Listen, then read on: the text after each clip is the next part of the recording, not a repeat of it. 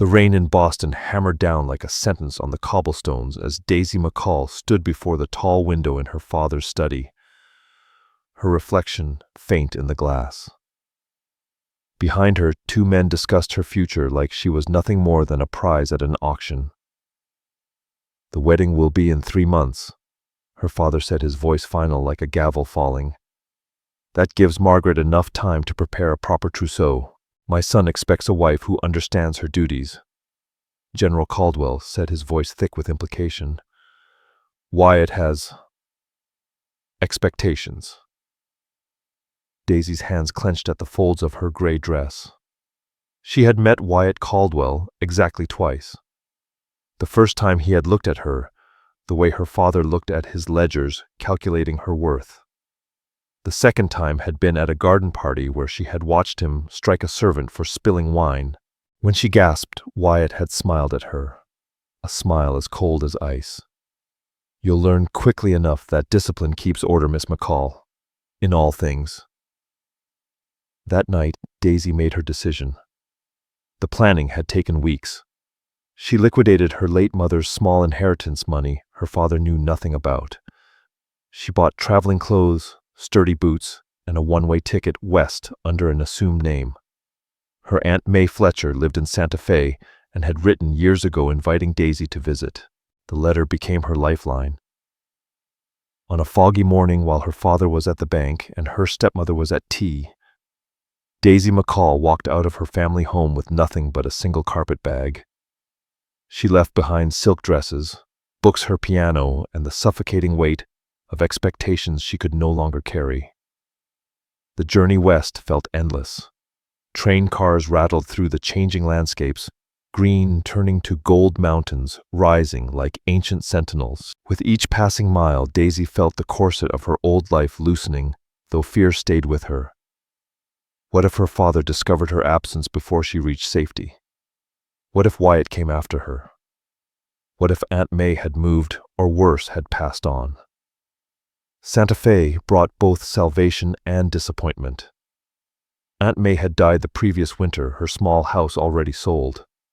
But the lawyer handling the estate remembered May's mentions of her niece. "Your aunt spoke often of you, Miss McCall," he said kindly. "She worried about you, trapped in that cold Boston mansion."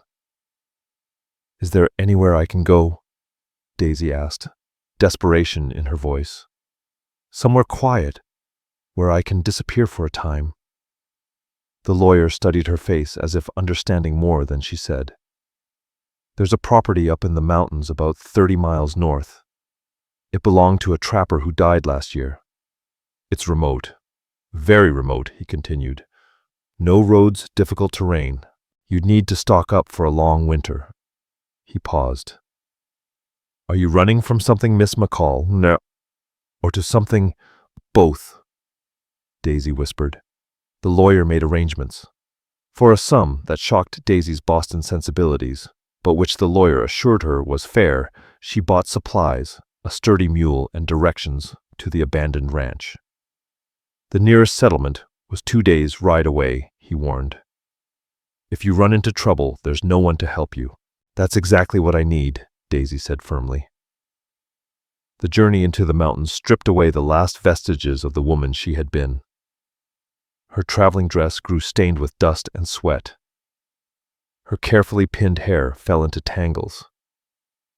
Her soft hands blistered from leading the mule over rocky trails.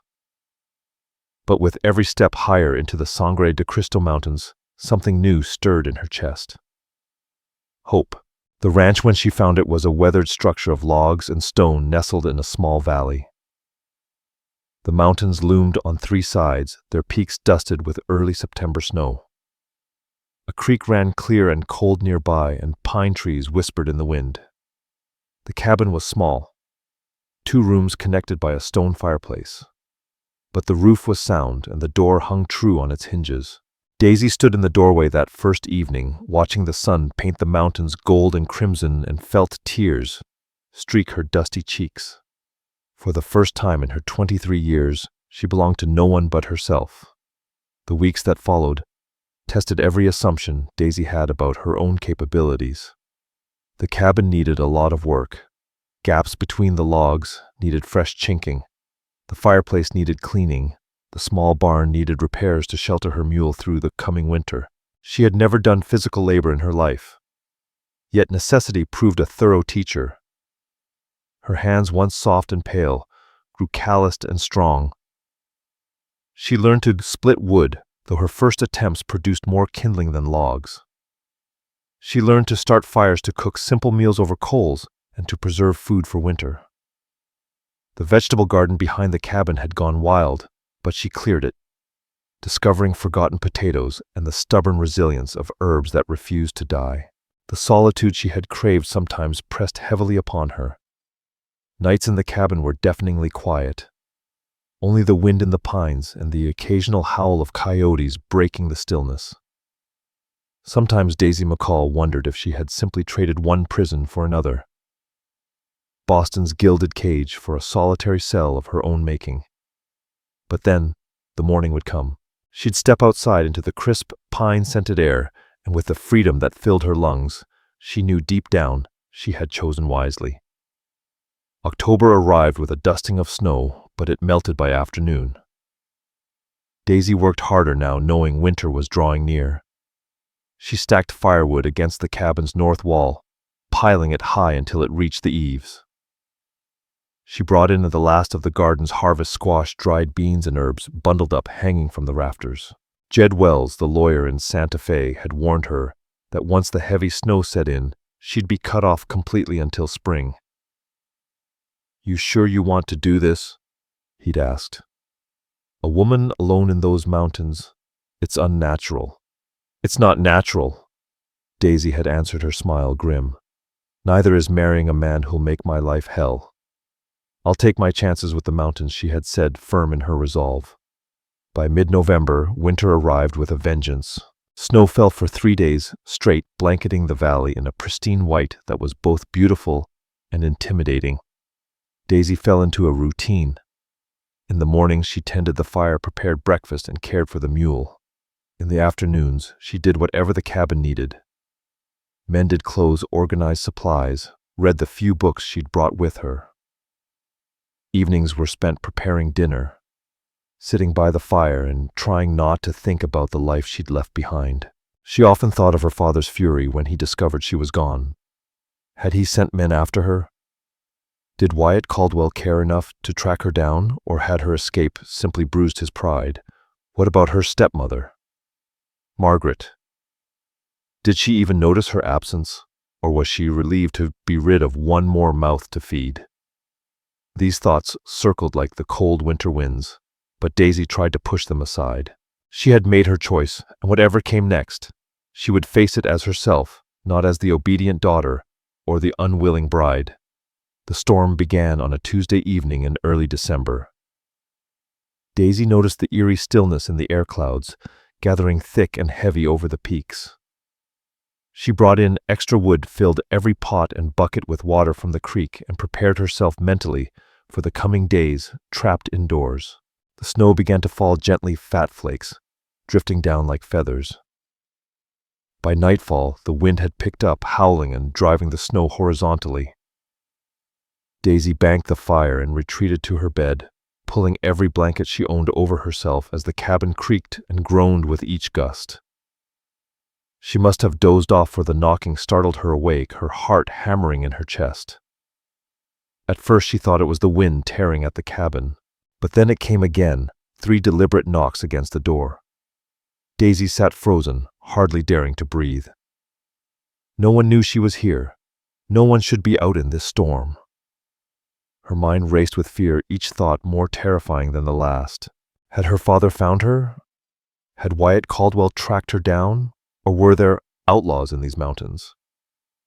Men who preyed on those isolated like herself. The knocking came again, this time more urgent, followed by a voice deep, speaking words she didn't understand. Daisy's hands shook as she lit a lantern and pulled a shawl over her nightgown. She had a rifle. Jed Wells had insisted she keep one, but it leaned against the wall near the door, and Daisy wasn't sure she could bring herself to fire it. Still, she grabbed it, holding it awkwardly as she approached the door. "Who's there?" she called out, her voice trembling.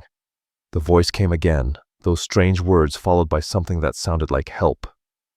Daisy's breath caught in her throat. The wind howled louder outside, and she imagined someone freezing to death on her doorstep. But what if it was a trick? What if this was some kind of trap, and then the sound of something heavy slamming against the door made her jump? Not a knock this time, but the thud of someone collapsing against the wood. Terror and conscience battled within her chest. Finally, conscience won. Daisy set down the rifle, lifted the heavy wooden bar, and pulled the door open just a crack. The wind nearly tore it from her hands. A man fell into the cabin, carrying a flurry of snow with him. He caught himself on his hands and knees, breathing hard. Daisy stumbled backward, her scream catching in her throat. He was Apache. She knew this, even though she had never seen one of the Apache people before. His long black hair was pulled back from his face. He wore buckskin clothing and moccasins soaked in freezing. Blood darkened the leather on his left side, spreading out like a stain. The man looked up at her, his eyes as dark as mountain stone. He said something in his language, then tried again in broken English. "Storm lost, need shelter, please." Daisy's mind went blank. Every warning she had ever heard about savages flooded her thoughts. Stories from travelers, newspaper accounts of raids and violence, the casual racism that ran deep in Boston's educated circles. She should slam the door, bar it, and reach for the rifle. But the man didn't move toward her. He stayed on his hands and knees, snow melting around him, blood dripping onto her clean floor. His face, now visible in the lantern light, showed pain, but no sign of aggression. He was young, maybe around her age, and in that moment, he appeared as vulnerable as anyone could be. "Please," he said again, his voice coming out on a shuddering breath. Daisy made up her mind. She shut the door against the cold wind, dropped the bar, and turned to face the stranger who had found his way into her cabin. "You're hurt," she said, her voice steadier than she felt. Let me help you." He spoke again in his language, and Daisy thought she detected a note of relief in his tone. Slowly, though clearly struggling, he pushed himself up to sit, his back leaning against the door. In the dim lantern light, she saw him clearly now, tall, even sitting, broad-shouldered and strong, with features sharp like stone and skin the color of polished copper. Blood still seeped from his side. "I'm going to fetch water and cloth," Daisy said, speaking slowly, hoping her words might help him understand. "To clean the wound, do you understand?" He nodded once, his eyes fixed on her face, filled with weariness that matched her own. He didn't trust her any more than she trusted him. Somehow the realization of their mutual distrust calmed Daisy's racing heart. She moved quickly, gathering her basin, pouring water from the heated pot by the fire, and finding clean cloth. Her hands still trembled, but purpose steadied them. When she knelt beside him, he watched her carefully, though he didn't flinch away. "May I?" she asked, gesturing to his side. After a moment, he nodded and moved his arm, giving her access. The wound was deep, but not as severe as the blood had suggested. Daisy cleaned it gently, grateful for the basic nursing skills her mother had insisted she learn. The man she really needed to know his name endured her care in silence, his jaw tight with pain. "What happened?" Daisy asked, working as carefully as she could. "How did you get hurt?" He seemed to understand her tone, if not all of her words. "Slide?" he said, gesturing with his hand. "Rocks." "Storm came fast," he added. Daisy nodded, imagining the treacherous climb he must have made in the storm's fury. "You were lucky to find this cabin," she said. He gave a faint, fleeting smile, though it seemed more out of habit than anything else. "Lucky," he repeated, testing the word. As she finished bandaging the wound, she worked from instinct and memory, her fingers steady despite the situation. When she was done, she sat back on her heels, suddenly aware of how strange this was. A stranger in her cabin, a snowstorm raving outside, and here she was, tending to him. "My name's Daisy McCall," she said quietly. He studied her face for a long moment before responding. Hawk, he said, mimicking her gesture. I am called Hawk. Hawk, Daisy repeated, and noticed a shift in his expression. Surprise maybe at hearing his name spoken correctly. The wind howled outside, rattling the shutters. Hawk glanced toward the sound, then back at her. Cannot go, he said, and she understood. Neither of them could leave until the storm passed. No, she agreed, her voice soft. You'll have to stay here. For a long heartbeat, they simply looked at each other. Two people from two different worlds brought together by the storm, trapped in the same place. Daisy thought of the fears that should have paralyzed her, but instead, she felt a strange certainty settle inside her. Something had changed tonight, though. What that change meant, she couldn't yet understand. Are you hungry? She asked, standing and offering her hand. After a moment's hesitation, Hawk took it, allowing her to help him to his feet. He was nearly a head taller than her, and she noticed he favored his injured side. She led him to the chair by the fire, then busied herself preparing some leftover stew. The coals warmed the food as she worked, feeling his eyes on her. She understood he was reassessing his assumptions, just as she was doing the same. When she handed him the bowl, their fingers brushed briefly. He spoke in his language, something she didn't understand, but she thought it might be thanks. He ate slowly, his movements cautious. Daisy prepared her own bowl and settled across from him on the small bench. The fire crackled between them, and outside the storm raged on. Inside this little cabin in the middle of nowhere, an impossible situation was unfolding. Daisy thought of Boston. Her father, Wyatt Caldwell, the life she had left behind. She remembered all the stories about the Apache people, stories of violence, savagery, and looked at the wounded man in front of her, the one who had said, please, and thank you, the one who hadn't threatened or frightened her, despite what she had been told. Perhaps Daisy thought the most dangerous thing in the world wasn't the unknown. It was the assumptions we carried with us. The storm will last at least a day, she said, more to break the silence than from any real expectation he'd understand. Maybe two. You'll need to rest, she added, to let that wound heal. Hawk looked at her over the rim of his bowl, and again she caught the hint of a smile. Rest, he agreed. Then go home. Home. The word hung between them, heavy with meanings neither of them could fully articulate. Daisy wondered where his home was, if anyone waited for him there. If he worried about being caught in the storm, Daisy wondered if Hawk wondered the same about her. Yes, she said softly. Then you can go home. But even as she said the words, a part of her knew they were a lie. Whatever was starting in the storm-bound cabin, it wasn't something that would end when the snow stopped falling. She could feel it as surely as the fire's warmth on her skin. Hawk finished his stew and set the bowl aside, his eyes heavy with the weight of exhaustion and pain. Daisy stood and fetched more blankets, gesturing to the space by the fire. You should sleep here, she said. It's warmest. He nodded his thanks, understanding her meaning. As he settled onto the blankets carefully, Daisy retreated to her own bed in the other room. She lay awake for a long time, listening to the storm and the quiet sounds of another person's breathing in her cabin. She had fled Boston to escape a future others had decided for her. She had come to these mountains seeking solitude and safety. But now on this wild winter night she had opened her door to a wounded stranger who by all rights should terrify her. Yet she wasn't afraid. Uncertain, yes. Cautious, absolutely. But some deeper instinct told her that Hawk, no matter who he truly was, didn't mean her harm. Tomorrow would bring its own challenges. For tonight the storm raged on, and two strangers sheltered together against the darkness, beginning something neither could have anticipated. Daisy woke to silence. The howling wind had ceased, leaving a stillness so profound it seemed to ring in her ears. Pale light filtered through the gaps in the shutters, the particular brightness that meant fresh snow reflecting the sun. She dressed quickly, aware of Hawk's presence in the other room. When she emerged, she found him already awake, sitting upright, with his blankets folded neatly beside him.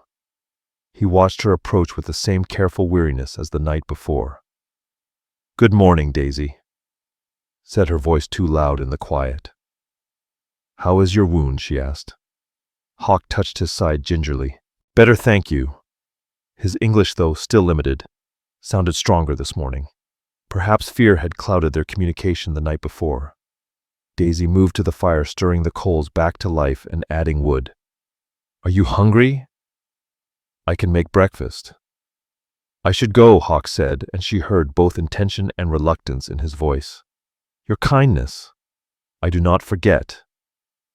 Daisy glanced at him, then moved to the window and opened the shutters. Snow had transformed the valley into an unbroken white expanse that came halfway up the cabin walls. "I don't think you're going anywhere today," she said. "Look." Hawk rose carefully and stood beside her. He muttered something in his language, perhaps a curse or just acknowledgement of the reality. "Much snow," he said in English. "It will take days to melt enough for travel," Daisy said. "Your wound needs more time to heal anyway. You'll tear it open if you try to climb through that." She saw him struggle with the situation. His pride clearly warred with practicality. Finally, practicality won. "I will help," he said firmly. "I do not take without giving."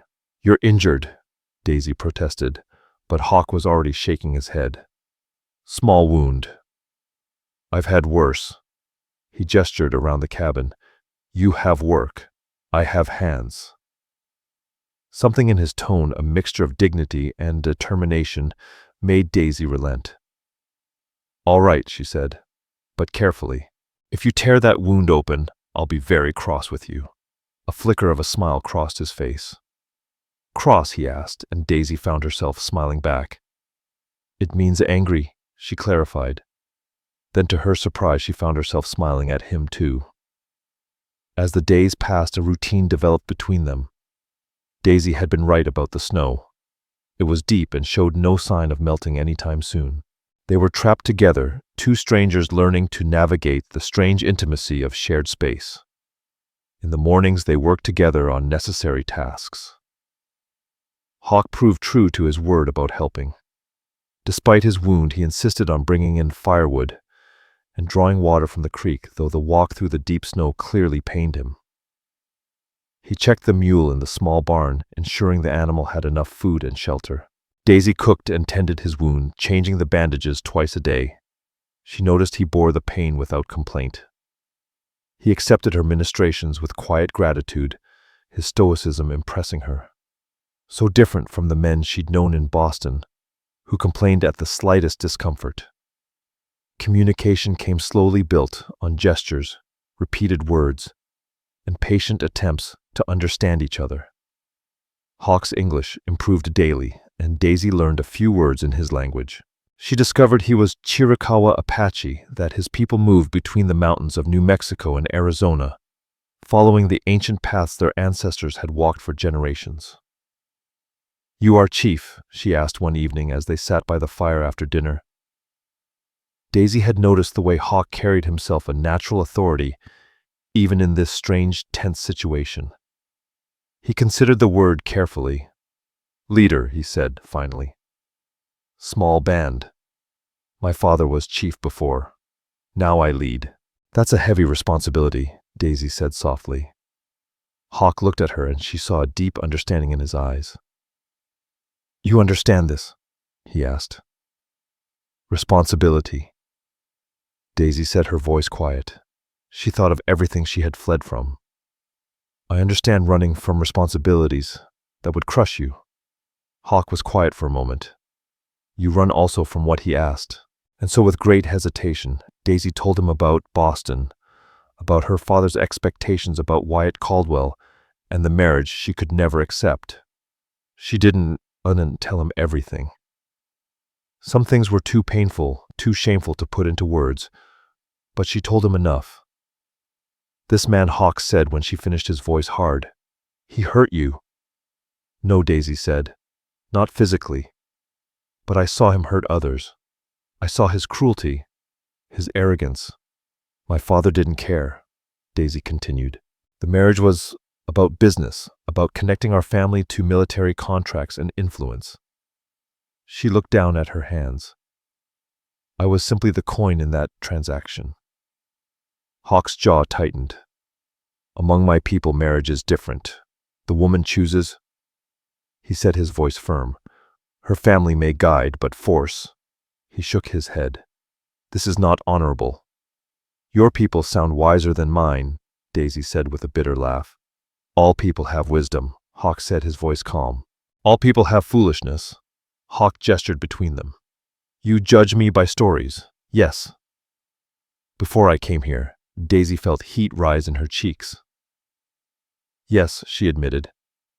I had heard terrible things about the Apache. And I have heard things about white people, Hawk said quietly. Many terrible things. Many true things. His eyes held hers, steady and unflinching. But you are not all white people. I am not all Apache people. We are Amy, he said simply. We are Hawk. Daisy's heart tightened at the simplicity of his words. You're right, she whispered. I'm sorry for my prejudice. Hawk nodded, a flicker of something in his eyes. You open door in storm, he said. You help wounded stranger. This takes courage. This shows your heart. He touched his chest. I see your heart, Daisy. It is good. Something shifted between them in that moment, like a barrier falling, a bridge beginning to form. They were no longer just strangers trapped by circumstance. They were two people choosing to see each other clearly. As the week passed, Daisy found herself increasingly fascinated by Hawk's knowledge. He taught her things about surviving in the mountains that she never would have discovered on her own. He showed her how to read the weather in the clouds and wind, how to preserve meat more effectively, how to set snares for rabbits, though he apologized for not being able to actually hunt with his injury. When I am healed, Hawk promised, I will bring you meat before I go, so you have food for the winter. You don't have to do that, Daisy protested. I want to, Hawk said simply. You saved my life. This is a small thing. In return, Daisy taught him more English, and they fell into long conversations about their different worlds. She told him about books and music, about cities where thousands of people lived in buildings that touched the sky. He told her about the sacred mountains, about traditions passed down through generations, and a way of life that was increasingly under threat. Soldiers push us, he said one evening, his voice heavy. They say we must stay in one place, must farm like white men, must give up our ways. But how can we give up who we are? I don't know, Daisy said honestly. It's not fair. None of it is fair, Hawk said with a bitter laugh. Fairness is like snow. He added a beautiful idea, but it melts quickly in the sun.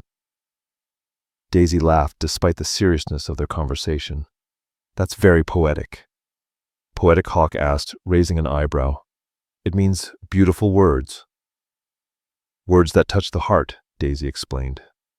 Hawk smiled, a full, genuine smile this time, that lit up his face. Then yes, he said, I am very poetic. Their laughter filled the cabin, and Daisy realized she couldn't remember the last time she had laughed so freely. In Boston, laughter had always been measured appropriate, always conscious of who might be listening. But here with Hawk, she could simply be herself. The snow finally began to melt during the second week. Hawk's wound had healed well. Daisy was proud of her nursing skills, but they both knew his departure was approaching. Daisy found herself dreading it, though she tried not to think too much about why. Will you be safe here alone? Hawk asked one morning as they watched the sun turn the snow to diamonds. I've been alone for months, Daisy reminded him. I'll be fine. Months before, you did not know what you did not know, Hawk said seriously. Now you know the dangers. It made them more dangerous. Sometimes, Hawk had said. Daisy understood what he meant. Her ignorance had served as a shield, a kind of protection. But now, having learned from Hawk all the dangers these mountains held, she would face them with clearer eyes and perhaps more fear. I'll be careful, she promised. If you need help, Hawk said slowly, as though weighing every word, my winter camp is 1 day west. Follow the creek to where it splits, then take the northern branch until you reach Red Rocks. We'll be there until spring. Daisy's heart clenched. "You're giving me directions to your camp," she asked, her voice thick with emotion. "Why would you do that?" Hawk met her eyes steady and unflinching. "Because you might need help," he said. He paused, as if searching for the right words. "Because you matter now. To me," he added quietly. "Your safety matters." "You matter to me too," Daisy whispered. Something shifted between them. In that moment, an unspoken acknowledgement of the bond that had quietly grown between them.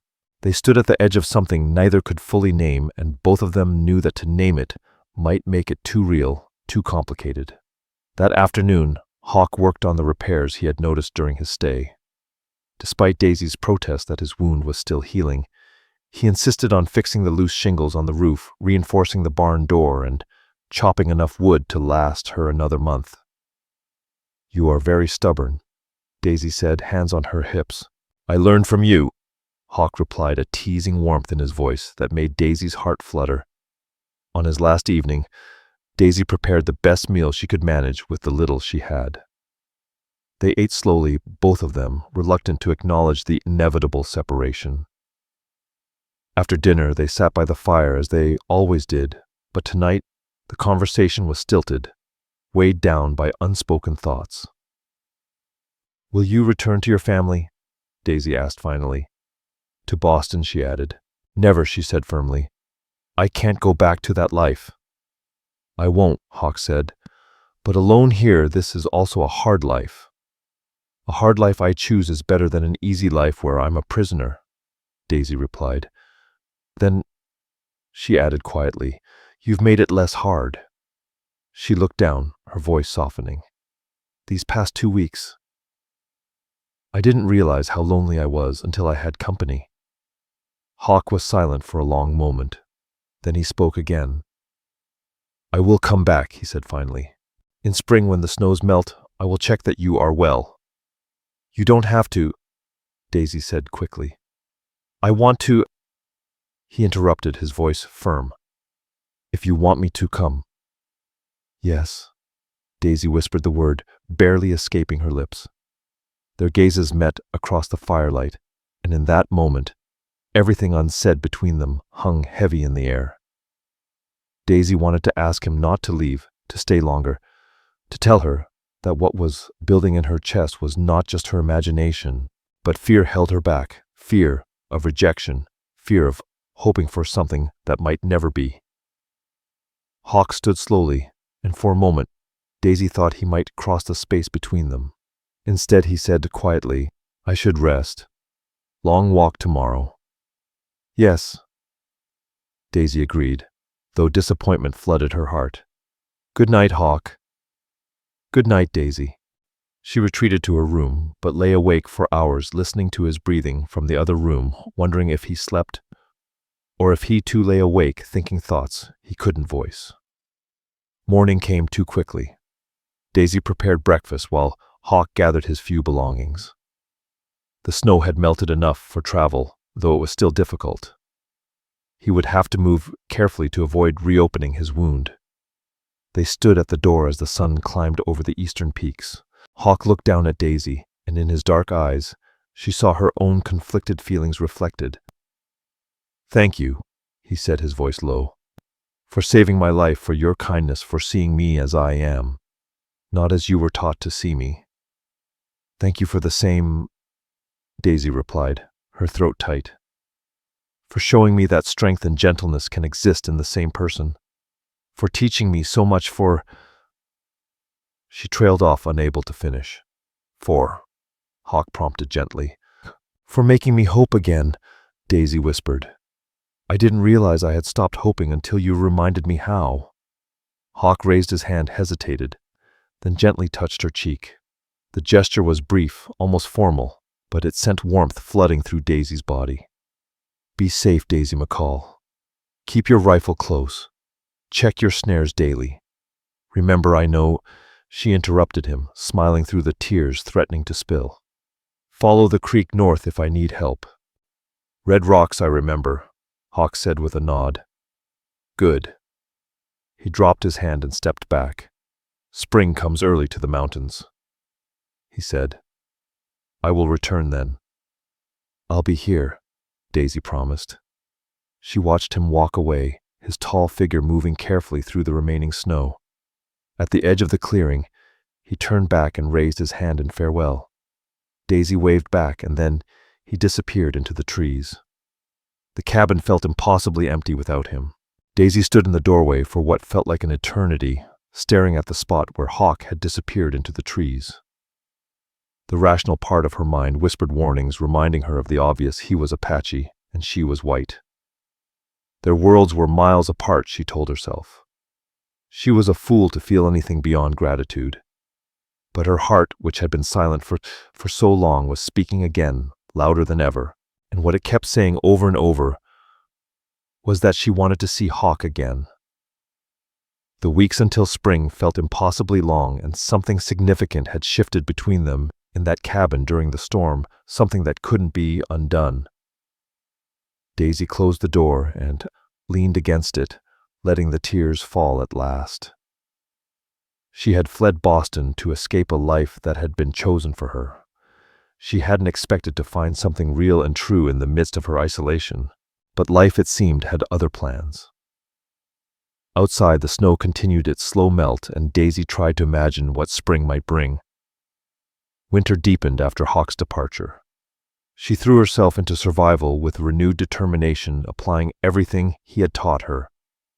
She checked her snares every day, finding rabbits more often than not. She rationed her supplies carefully, supplementing them with dried herbs and preserved foods she had prepared in the fall. But the long nights by the fire were harder now. She had grown used to the quiet conversations, to another presence in the cabin. Silence, which she had once craved, now felt heavy, sometimes oppressive. She found herself talking to the mule, recounting her day as though the animal might respond. "I'm going mad," she muttered one evening. "I'm becoming that eccentric hermit woman who frightens children in stories." The mule, unimpressed, continued chewing hay. January brought more snow and bitter cold. Daisy had days when she questioned every decision that had led her to this remote place. What if she fell ill?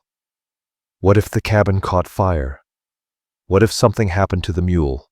The what-ifs circled her mind like hungry wolves, and she had to fight to keep them at bay. But then February arrived, and with it, an unexpected visitor. Daisy heard the horse before she saw it. She had been drawing water from the creek when the sound of hoofbeats made her freeze. Hawk had said his camp was a day's ride west. Who else would be riding through these mountains in winter? She ran back to the cabin, grabbed her rifle, and positioned herself at the window. A moment later, a rider emerged from the trees. Not Hawk, but another Apache man, older, with gray threading through his long hair. He stopped his horse at a respectful distance from the cabin and called out in heavily accented English, "Message! I bring message!" Daisy's heart hammered in her chest. Slowly she opened the door a crack. From whom? From Hawk. The rider reached into a pouch at his side and withdrew a small leather bundle. "He sends this," he said, tossing the bundle toward the cabin door. "Says to tell you, be strong, spring comes soon." The bundle landed in the snow, and Daisy noticed it had been carefully wrapped to protect against moisture. Before she could respond or even properly thank him, the rider turned his horse and disappeared into the trees. Daisy retrieved the bundle with shaking hands. Inside the leather wrapping, she found dried meat, expertly prepared and sealed, along with a small cloth bundle. At the center was a small carving of a bird in flight, made from smooth wood. She turned the carving over in her hands, marveling at its craftsmanship.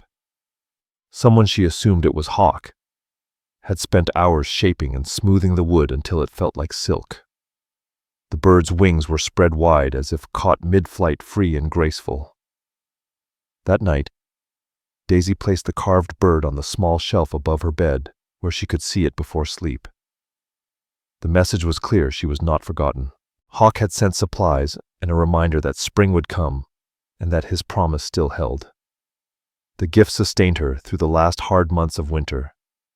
When storms raged and the cabin's walls seemed to close in, she would hold the carving and think of Hawk's almost smile, his quiet strength. She remembered how he had looked at her that last morning, an expression she still didn't dare name. March arrived with the first signs of thaw. Snow melted from the southern slopes, revealing brown grass and muddy ground. The creek ran high and fast with the snowmelt. Buds appeared on the aspens and birds returned to sing in the mornings. Daisy prepared for spring with growing anticipation. She cleaned the cabin thoroughly, aired out her blankets, and began working in the garden plot. She told herself she was simply engaging in normal spring activities, but she knew the truth. She was preparing for a visitor. The afternoon, Hawk returned. Daisy was working in the garden, turning soil with a shovel. She heard footsteps and looked up to find him standing at the edge of the clearing, watching her with an expression that made her heart skip a beat. He looked different than she remembered, or perhaps her memory had failed to capture him fully.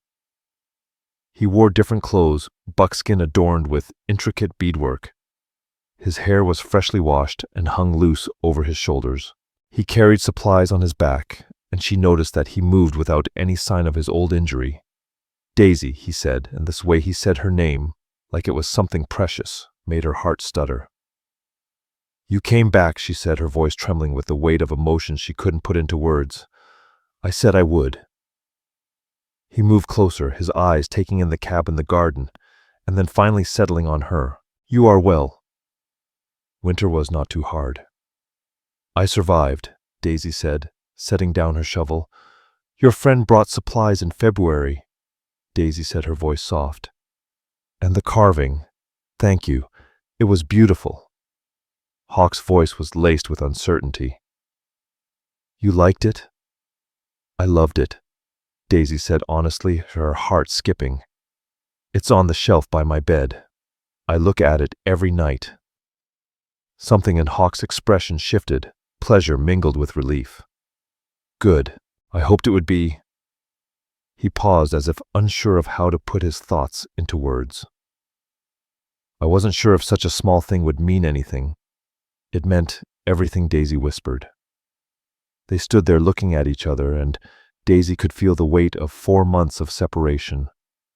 The long winter nights spent wondering if she had imagined the connection between them, wondering if she had only hoped for something more. "I brought fresh meat," Hawk said, breaking the silence. "And I promised to hunt for you, if you still want this." "Yes," Daisy said quickly. "Stay, please. For a few days at least. I will stay as long as you want me," Hawk replied quietly. That first evening together felt both familiar and new. They fell back into their old routines, Daisy, cooking, Hawk tending to the animals, each of them moving around the other with practiced ease. But something had changed between them.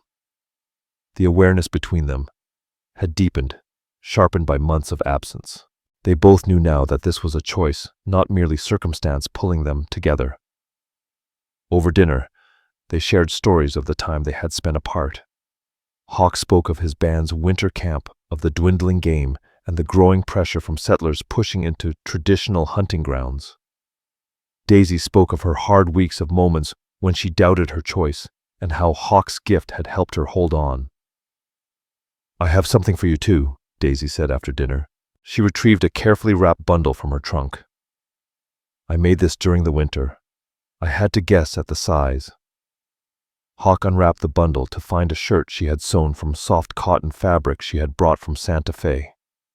She had embroidered the collar and cuffs with a pattern she hoped resembled Apache designs, though it was done from memory and imagination.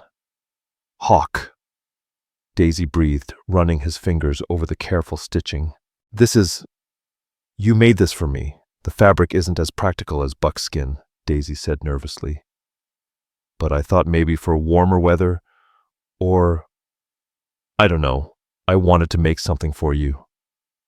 Hawk looked at her with an intensity that made Daisy feel exposed, vulnerable. "The Apache people have a tradition," he said slowly. "When someone makes clothing for another with their own hands, it is a gift of great meaning. It says, 'I think of you. I care for your comfort. I honor you.'" "Oh," Daisy said softly. "I didn't know. I wanted you to have something to remember me by. I do not need something to remember." Hawk interrupted gently. "Every day of winter I remember." He paused and his voice grew quiet, vulnerable. "I think, is Daisy warm? Is she safe? Does she think of me also?" "Every day," Daisy whispered. "I thought of you every day." The air between them seemed to thicken, charged with everything they had not said, everything they had been avoiding naming. Hawk set the shirt aside carefully and stood moving around the fire until he stood before Daisy, who sat on her bench. "I must tell you something," he said, his voice steady despite the vulnerability in his eyes. "And after I tell you, if you want me to leave, I will go. I will not return if that is your wish." Fear gripped Daisy's chest. "What is it?" she asked, barely able to breathe. Hawk took a deep breath. "Among my people, when a man wants to court a woman, he brings gifts to her family. He proves he can provide, that he will honor her." He paused. "But you have no family here. You have no one to speak for you, to protect your interests." He seemed to hesitate, gathering his thoughts. "So I must speak to you directly, and hope I do not offend."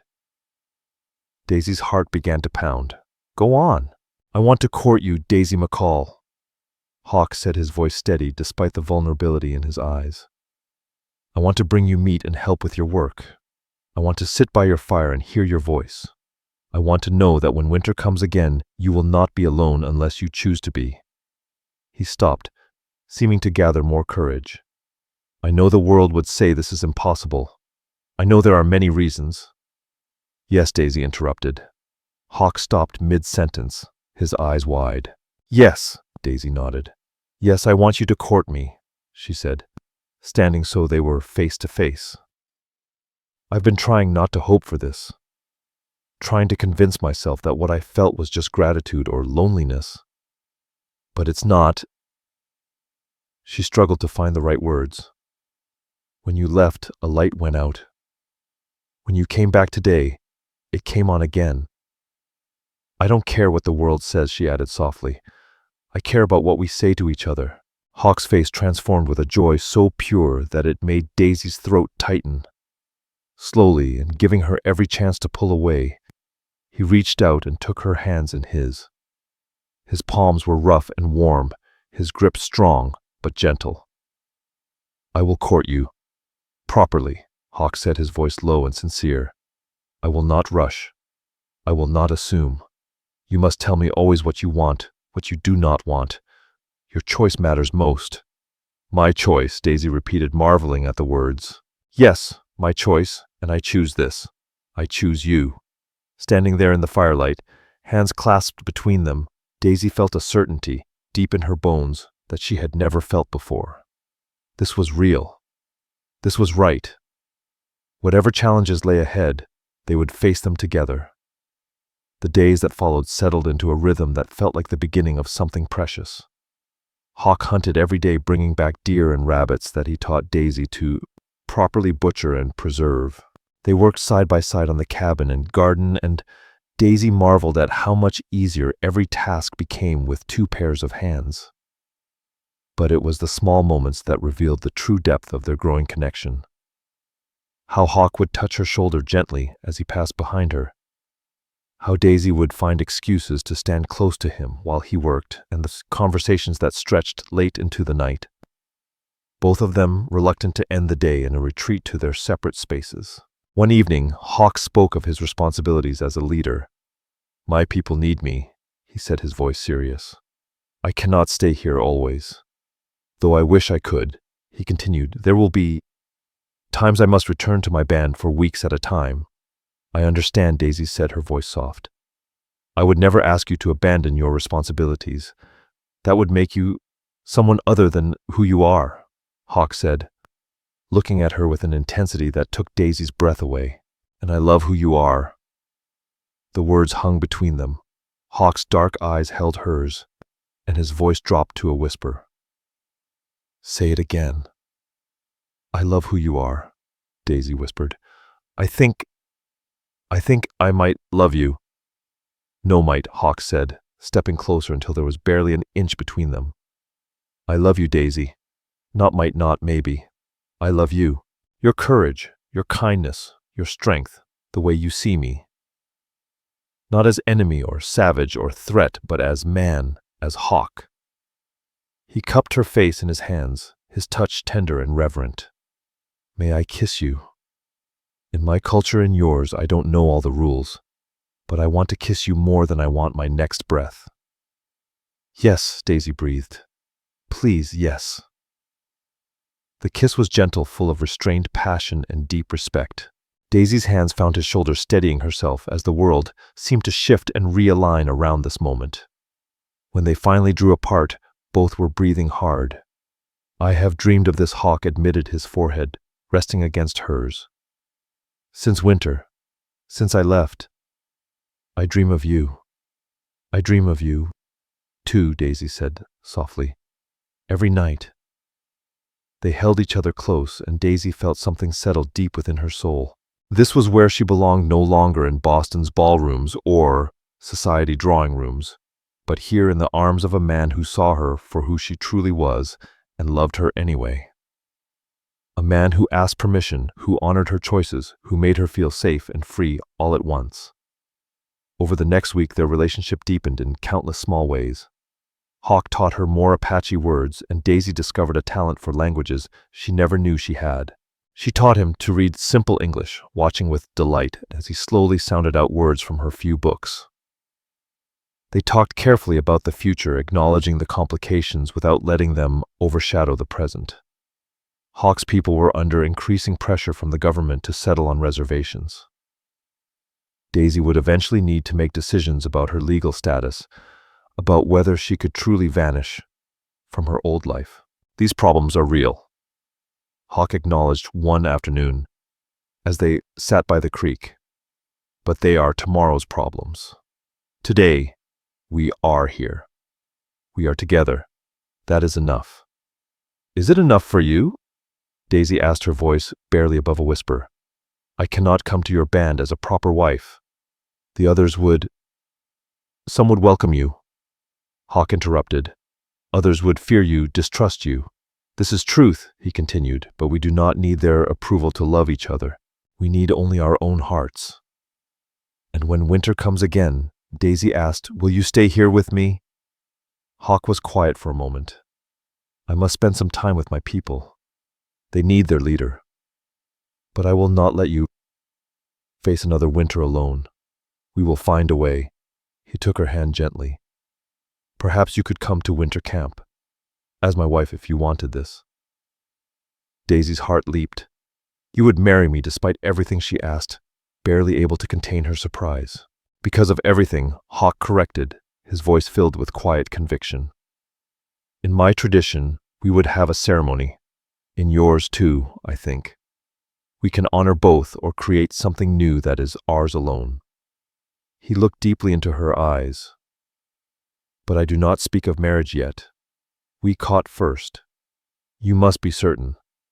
This life with me between two worlds, it will not be easy. Nothing worthwhile is easy.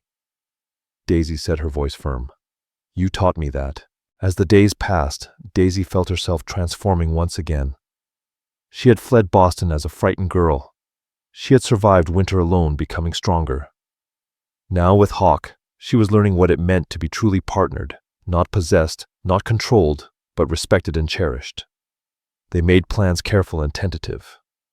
Hawk would return to his band to fulfill his obligations, but he promised to come back in 3 weeks. They would spend the summer together, building toward a decision about their future. When autumn arrived, they would face it together. I will tell my people about you, Hawk said, his voice steady.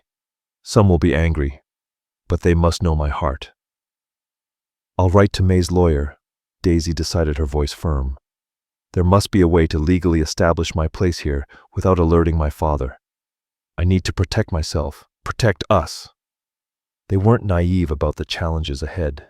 The world they lived in was harsh to relationships that crossed cultural lines, but they had something rare, something precious. a love built on trust, respect, and the courage to be truly seen.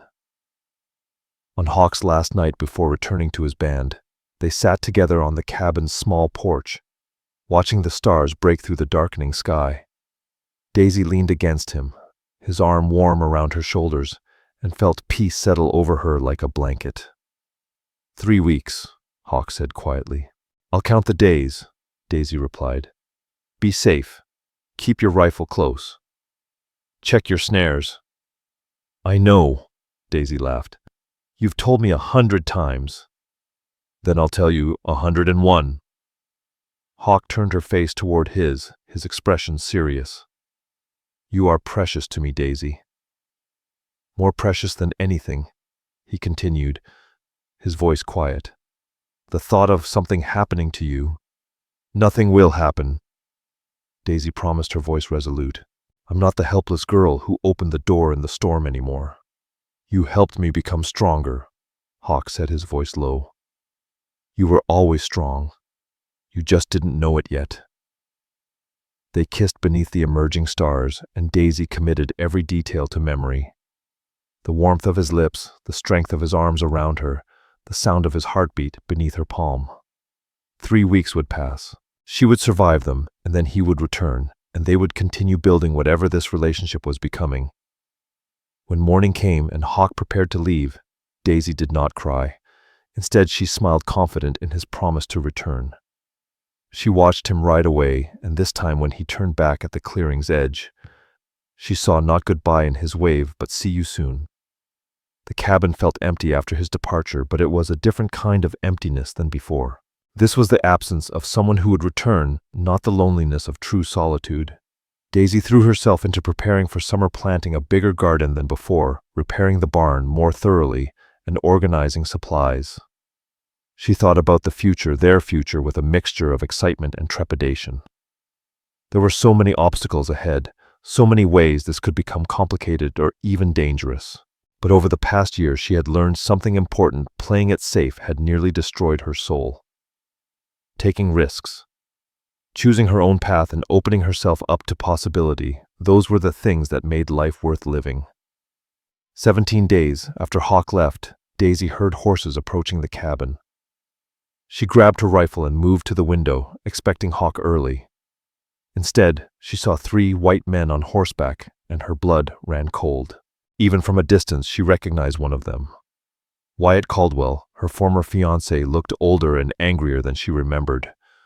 With him rode 2 other men, rough-looking, with the hardened eyes of hired guns. They had found her. Daisy's mind raced. The cabin had only one door. She could barricade herself inside, but that would only delay the inevitable. Wyatt and his men could easily surround the cabin, wait her out, or worse, simply burn it down. She watched as they dismounted, noting their superior numbers and weapons. Wyatt looked around the clearing with disdain, then called out, Daisy!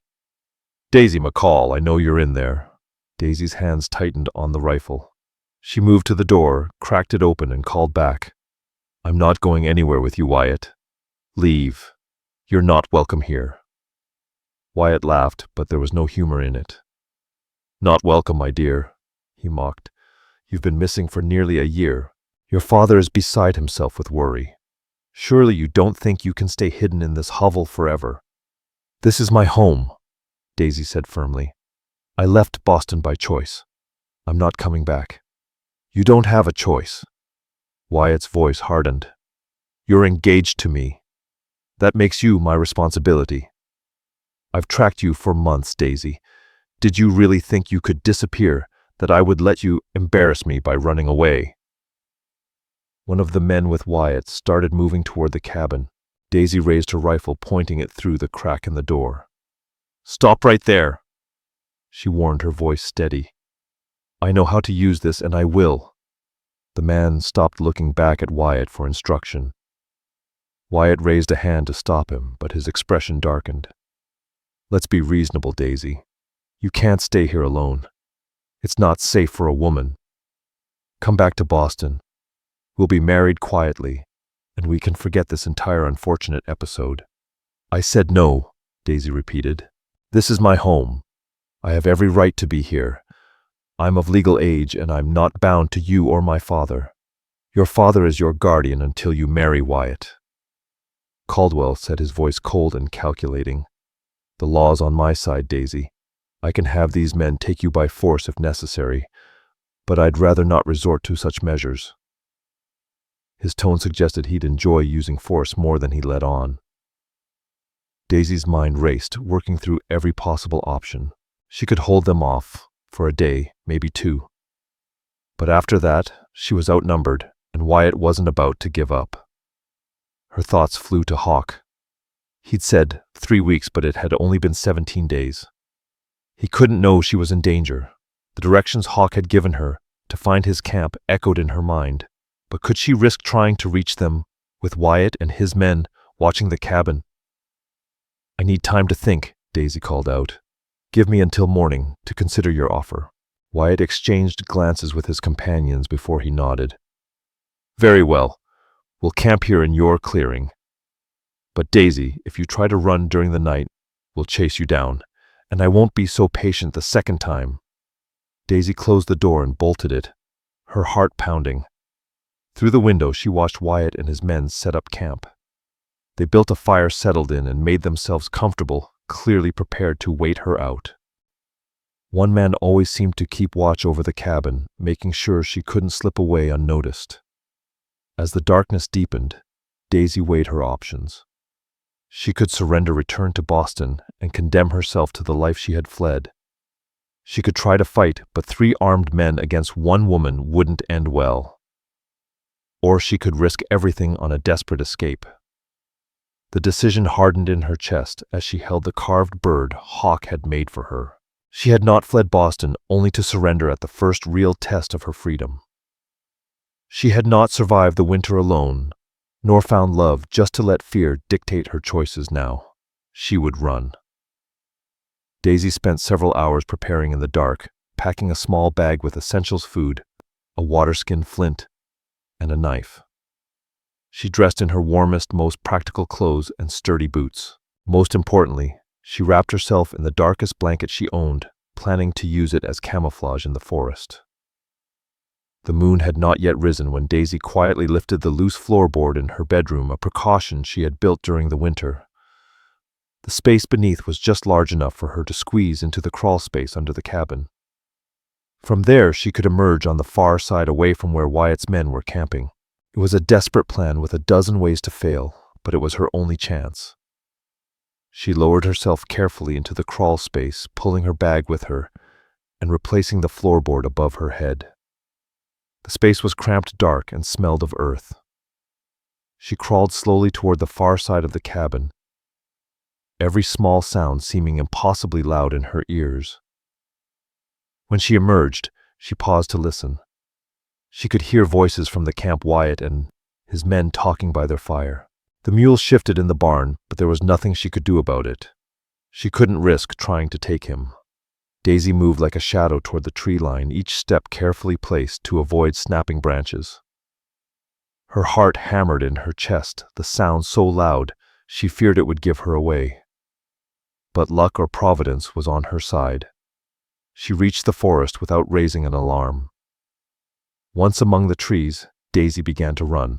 The forest at night was terrifying. Tree roots grabbed at her feet, branches clawed at her face and clothes. She had no light to guide her except starlight filtering through the canopy, but she knew these woods now knew the general direction of the creek that would lead her to Hawk's camp. Behind her, she began to hear the shouts, Wyatt and his men discovering her escape. Daisy pushed herself harder, ignoring the burning in her lungs and legs. She had to reach the creek before they caught her trail. The hours blurred into a nightmare of running, hiding, and praying. Several times she heard riders nearby and had to conceal herself behind rocks or thick brush, barely daring to breathe as they passed. She was miles from the cabin now, following the creek as it wound through the increasingly rugged terrain. Her clothes were torn, her hands and face scratched from branches. Exhaustion weighed heavily on her limbs, but she forced herself to keep moving. According to Hawk's directions, she needed to reach the place where the creek split, then follow the northern branch to Red Rocks. The sun climbed higher, and Daisy's pace slowed to a stumbling walk. She had brought food, but couldn't afford to stop long enough to eat properly. Behind her, the sounds of pursuit were still there. Distant calls, the sound of horses.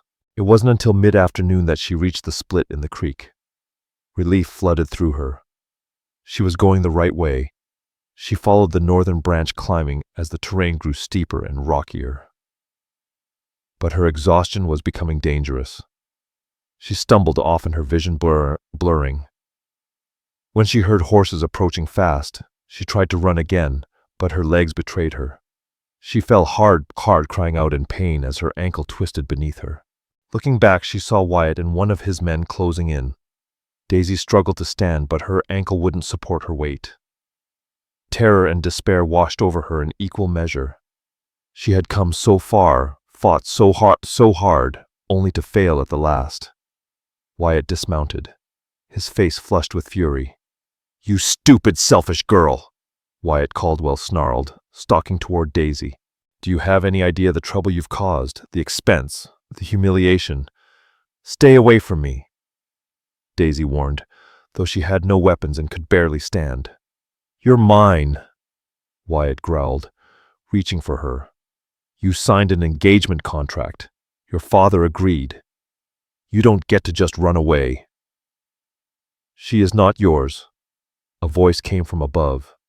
Daisy looked up, her heart leaping to see Hawk standing on a rock outcropping.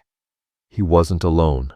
5 other Apache warriors stood with him, all armed, all watching Wyatt and his companion with cold, unblinking eyes. Wyatt froze, his hand inches from Daisy's arm. "This doesn't concern you," Wyatt spat. Though his voice had lost its edge, he tried to maintain control. "This is a private matter between myself and my fiancée." "She is not your fiancée." Hawk's voice was clear, cold, his English sharper than ever. He began to climb down from the rocks with fluid grace, his every movement deliberate. "She is free. She has chosen her path. You do not own her." "The law," Wyatt began, his voice thick with authority. "Your law has no power here." Hawk interrupted, his voice unwavering. "This is our land. It has been our land long before your people came. You are trespassing." Hawk moved to stand between Daisy and Wyatt, his posture protective and undeniably threatening. "You will leave now." Wyatt's companion had his hand on his gun, but he hesitated. 2 white men against 6 Apache warriors in their own land. The odds were not in their favor. "This is kidnapping." Wyatt tried, desperation rising in his voice. "The army will hear about this. There will be consequences." "Tell them," Hawk said calmly, his voice laced with warning. "Tell the army that you came to Apache land to take a woman against her will and see what they say." He smiled, but there was no warmth in it. "I think maybe they'll ask why you didn't seek her in the proper way through proper channels. I think they'll wonder about a man who had to chase a woman into the wilderness because she'd rather face death than marry him." Daisy watched as Wyatt's face twisted in rage and humiliation. He realized in that moment that he had lost. He wasn't foolish enough to start a fight he couldn't win. "You'll regret this." Wyatt spat at Daisy, his words venomous. "Both of you. Your father won't stop looking. The Whitmore family has influence," Wyatt growled. "Then let them use their influence."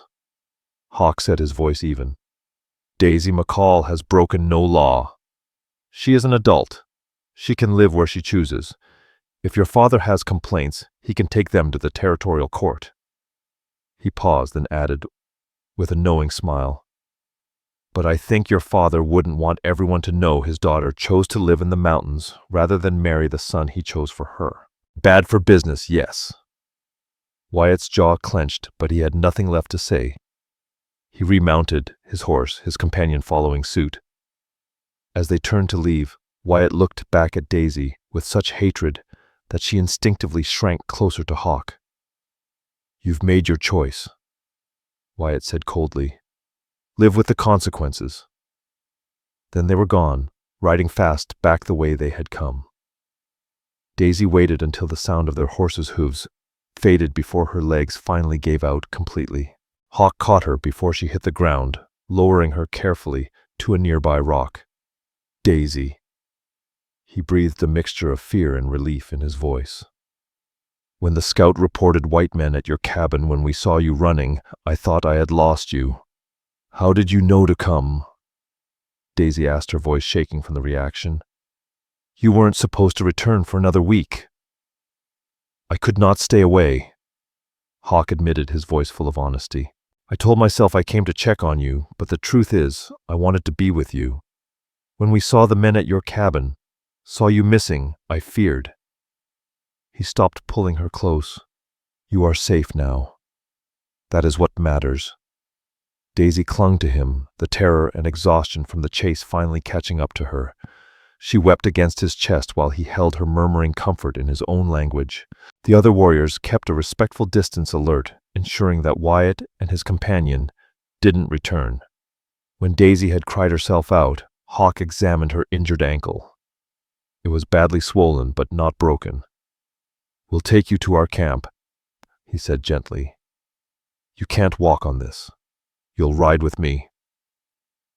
One of the other warriors brought Hawk's horse, and he lifted Daisy carefully onto its back before mounting behind her. She leaned back against his solid warmth, finally, feeling safe for the first time since she had seen Wyatt approaching her cabin.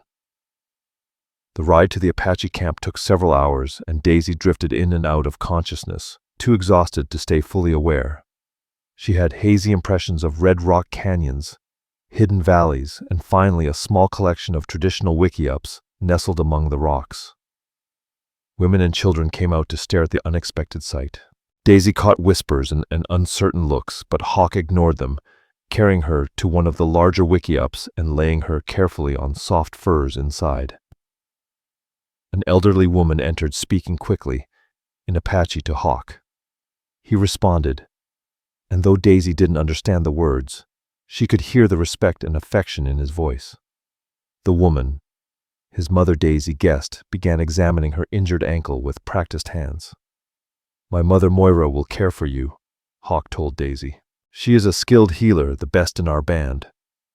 Thank you, Daisy said to Moira, who nodded but didn't smile. Over the next few days, Daisy recovered under Moira's care. Her ankle was tightly wrapped and elevated. She was given medicinal teas to help with pain and inflammation. Though Moira remained reserved, she was not unkind.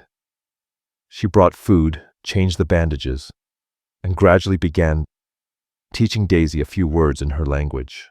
Hawk spent as much time with Daisy as his responsibilities allowed. He told her that his announcement about their relationship had caused the division he'd expected. Some were curious and open to her, while others were deeply suspicious. But Hawk had made his position clear. Daisy is under my protection, he said, and anyone who seeks to harm her will answer to me. Some will never accept me, Daisy said one evening as they sat together outside the wickiup. Some will never accept anything that challenges what they know. Hawk replied, his voice thoughtful. This is true for all people, all places. But others will judge you by your actions, not your skin. Give them time. Daisy met some of those more open-minded individuals over the following weeks. There was a young woman named Sierra who had lost her husband in a skirmish with settlers and seemed to understand Daisy's desire to escape an unwanted marriage. An old man named Buck who loved to test Daisy's growing Apache vocabulary and laughed at her mispronunciations. Children who were curious about her pale skin and hair, touching her hands and asking questions their parents couldn't always answer. It wasn't easy. Daisy was acutely aware of being an outsider, of representing the people who were responsible for destroying this way of life. She tried to help where she could, assisting with food preparation, learning skills like basket weaving and hide preparation. She made mistakes, sometimes causing a fence to be torn, but she learned. And through it all, her relationship with Hawk deepened. Away from the isolation of the mountain cabin, she saw him in his full context as a leader, as a son, as a man trying to navigate impossible circumstances with wisdom and strength. She saw how his people respected him, how he resolved disputes with fairness, how he worked tirelessly to ensure everyone had enough food, and how he made decisions that balanced tradition with the harsh realities of their changing world. One evening, about 2 months after she had fled from Wyatt, Hawk took Daisy to a high overlook where they could see for miles in every direction. The sun was setting, painting the desert in shades of gold and crimson. "I've been thinking," Hawk said, taking her hand, "about us, about the future." Daisy's heart began to race. And then Hawk said simply, "I want to marry you. In our way, and in yours, I want you as my wife, my partner. I want to build a life together that honors both our worlds." He turned to face her fully. "But I must be honest about what this life will be. It will not be easy. My people face difficult times. The government pushes us harder every year to give up our ways.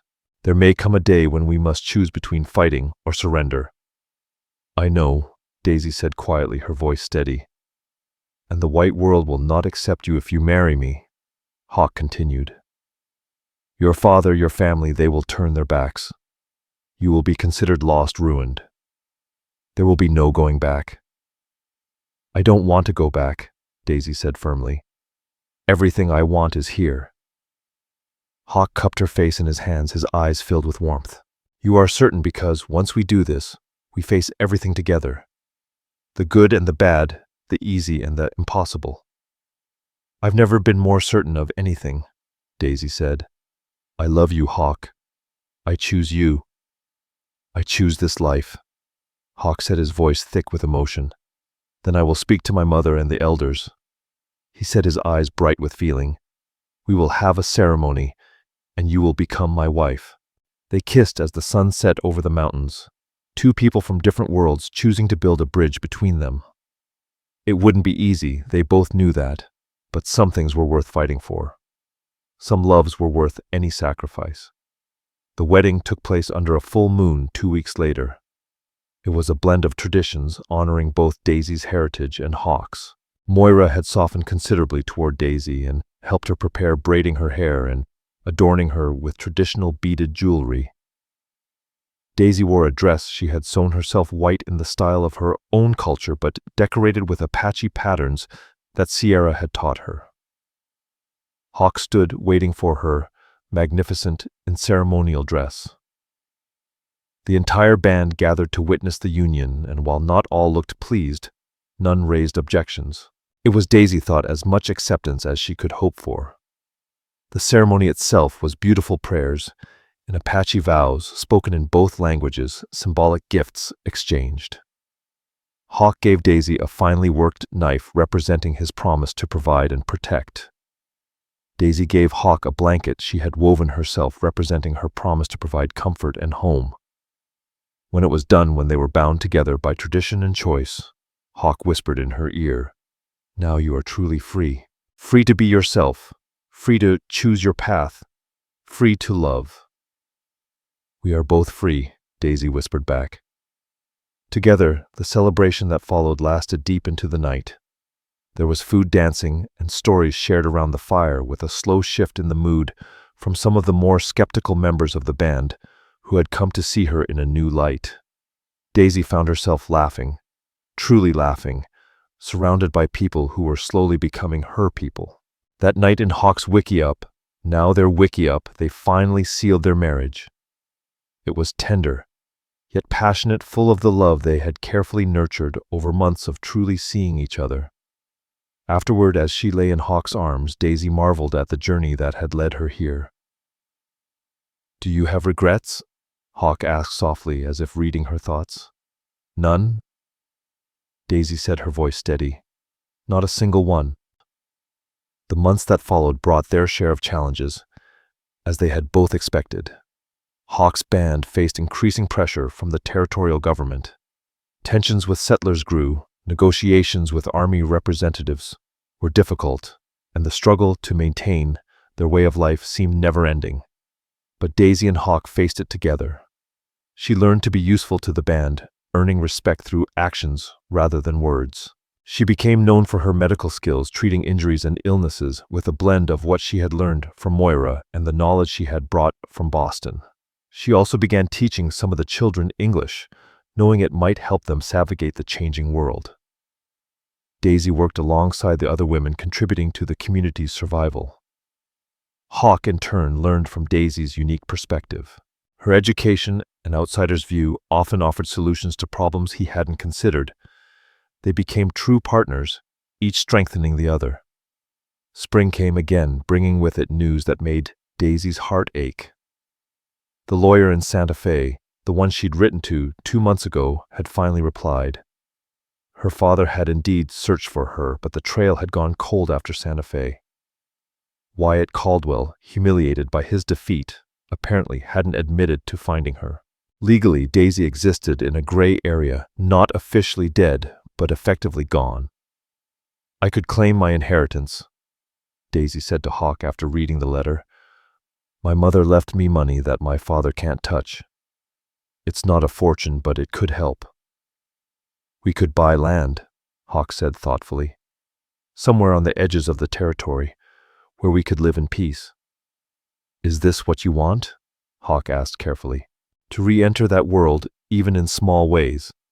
Daisy considered the question deeply. I think we need to be practical. Your people's traditional lands are shrinking, but if we could establish legal ownership somewhere, create a bridge between worlds, it might give us options. They discussed the idea with the band's elders. It was controversial. Some saw it as surrender, others as practical adaptation. Eventually, a consensus emerged. If Daisy and Hawk wanted to try this path, they would have the band's blessing, though not everyone was enthusiastic. The process took months.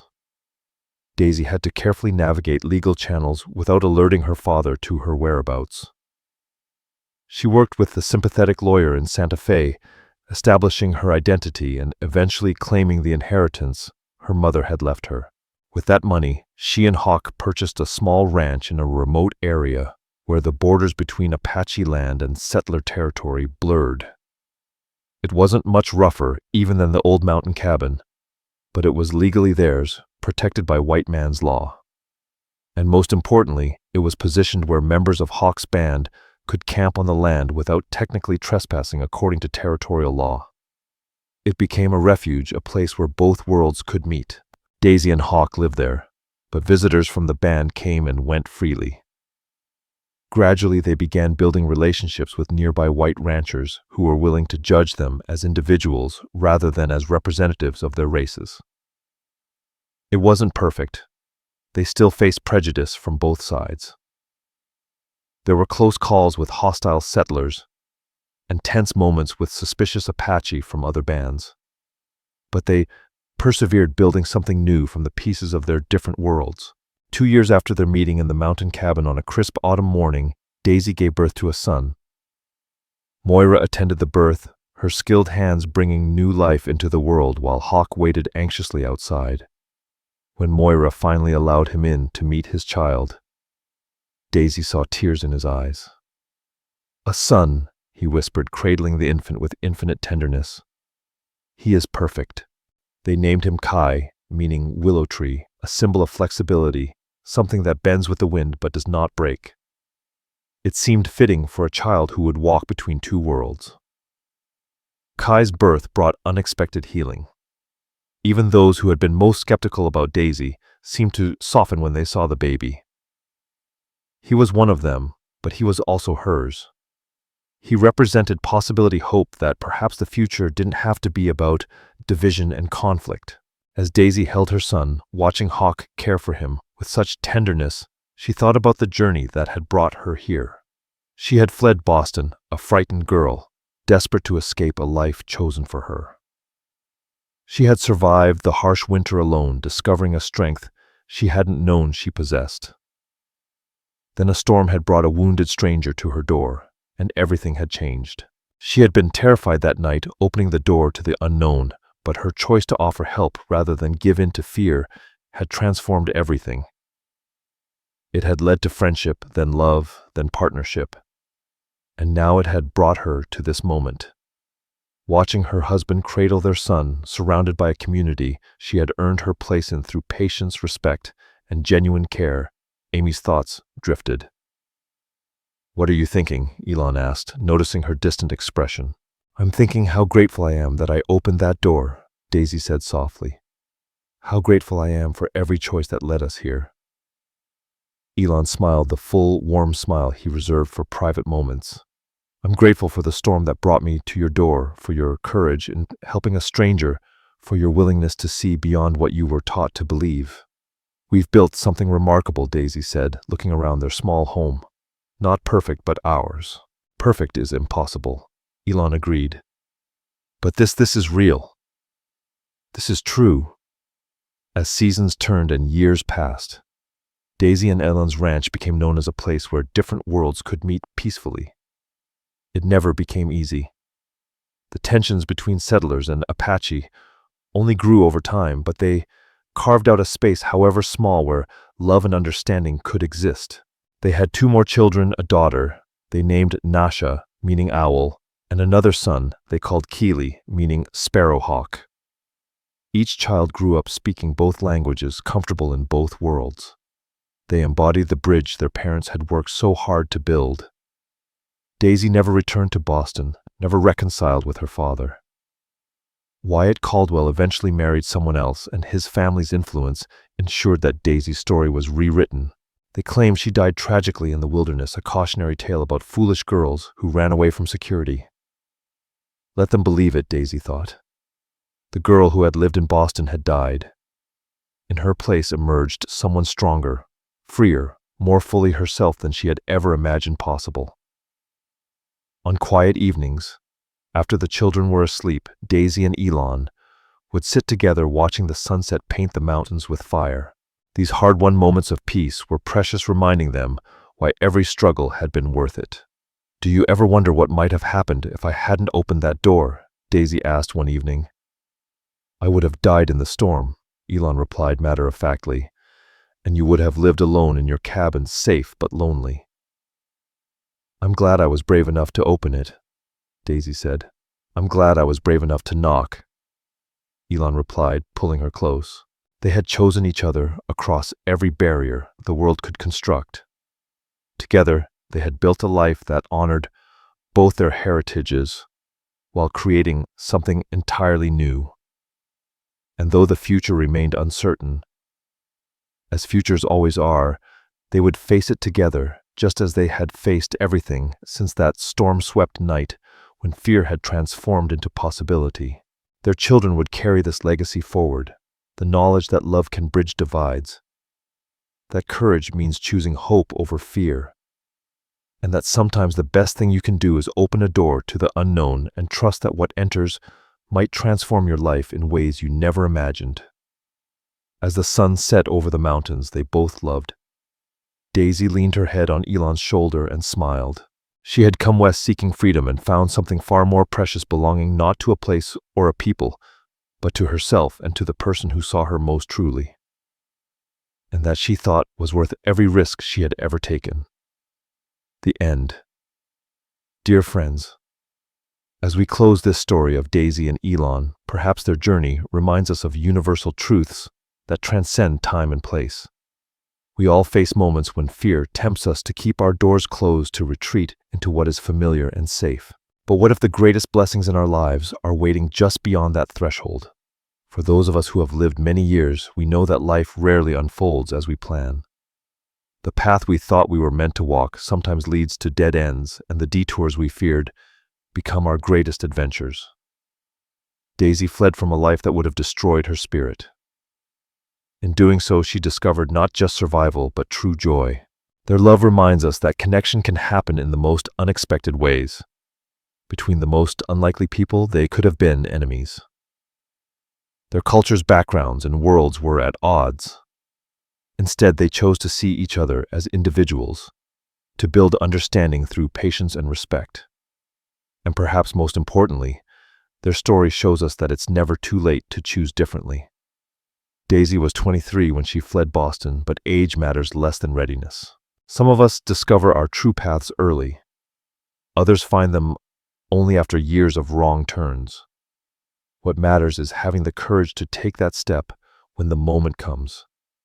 So as you reflect on this story, ask yourself, what doors have I kept closed out of fear? What bridges could I build if I were brave enough to try? What possibilities await if I choose hope over habit? Remember, you are never too old to open a door to the unknown. You are never too set in your ways to learn something new. And you are never too isolated to connect with another soul who might transform your understanding of the world. May you have the courage to knock when you need help and the compassion to open when someone knocks on your door. May you build bridges instead of walls, and may you never stop believing that love can transform even the most challenging circumstances. Thank you for sharing this journey with Daisy and Elon. May their story inspire you to write your own next chapter with courage, compassion, and hope. With all our gratitude, the Wild West Lone Hearts. Thank you so much for staying with us until the very end of Daisy and Elon's story. If this tale moved you, we invite you to like this video, subscribe to our channel, leave a comment, and share it with others who love stories filled with hope, courage, and transformation. Your support keeps us inspired to create more emotional tales of love, redemption, and dramatic turns. Don't forget, another powerful story suggestion appears at the end of the video. Click and be surprised by yet another unforgettable journey from our storytelling world. Thank you for being here, the Wild West Lone Hearts.